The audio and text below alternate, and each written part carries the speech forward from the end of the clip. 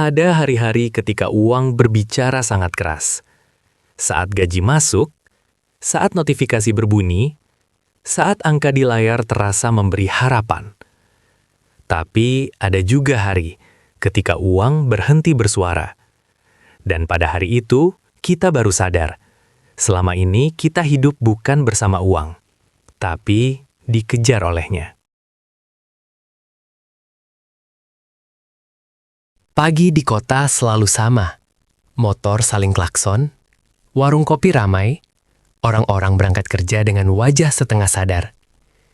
Di antara mereka ada Raka, 29 tahun, bukan pengangguran, bukan pemalas. Ia bekerja, ia berusaha, tapi setiap bulan ia selalu tiba di titik yang sama.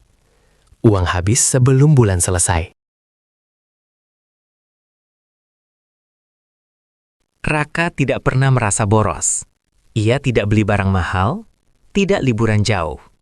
Ia hanya kopi pagi, makan siang pesan online, rokok 1 bungkus, ongkos ojek, promo kecil yang sayang kalau dilewatkan. Semua terlihat sepele, tapi jika digabung, itulah hidupnya yang bocor perlahan. Uang tidak pernah pamit. Ia pergi diam-diam.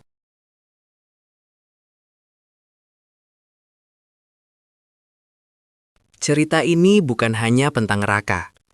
Seorang ibu di kasir minimarket menghitung uang receh dengan tangan gemetar. Bukan karena kurang, tapi karena takut salah. Seorang mahasiswa menggenggam ATM kosong sambil tersenyum palsu di depan teman-temannya. Seorang pria paruh baya duduk lama di bengkel motor karena satu kerusakan kecil menghabiskan seluruh tabungannya. Mereka berbeda, tapi masalahnya sama. Malam adalah waktu paling jujur. Saat tidak ada orang lain. Saat ponsel menyala. Saat rekening dibuka. Raka duduk di kasur. Menatap saldo. Ia tidak marah. Ia tidak kaget. Ia hanya lelah. Kemana sebenarnya hidup gue berjalan?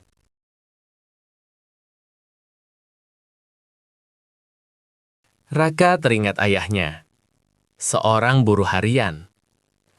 Ayahnya tidak pernah punya gaji besar, tapi ayahnya selalu tenang. Karena setiap rupiah punya tempat. Karena ayahnya tahu, uang bukan untuk dipamerkan, tapi untuk menjaga hidup tetap berdiri. Hari itu datang. Hari yang mengubah segalanya. Motor Raka mogok. Di tengah hujan. Di tengah jalan. Biaya perbaikan.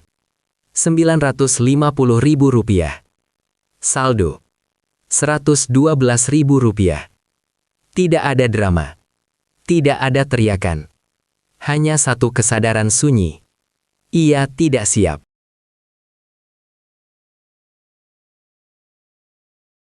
Raka berjalan pulang, bukan karena tidak ada ojek, tapi karena ingin berpikir.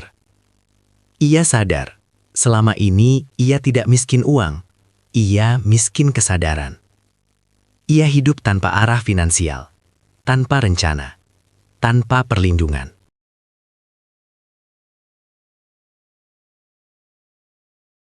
Perubahan Raka tidak dramatis, tidak langsung sukses, tidak langsung kaya. Ia hanya mencatat pengeluaran, menyisihkan di awal, menunda keinginan, membedakan perlu dan ingin. Hari demi hari, tanpa pamer, tanpa cerita ke siapapun.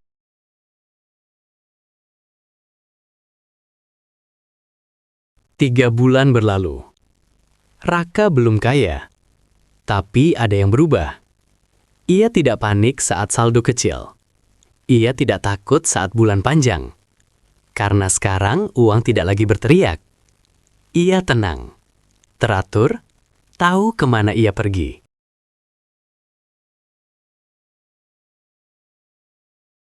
Kota tetap bising.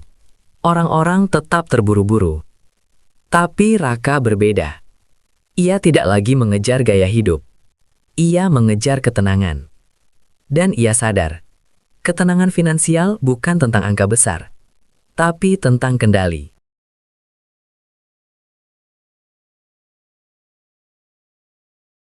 Tidak semua orang perlu kaya, tapi semua orang perlu siap.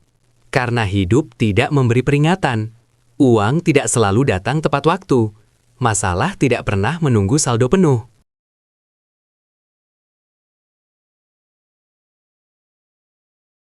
Suatu hari, uang akan berhenti bersuara.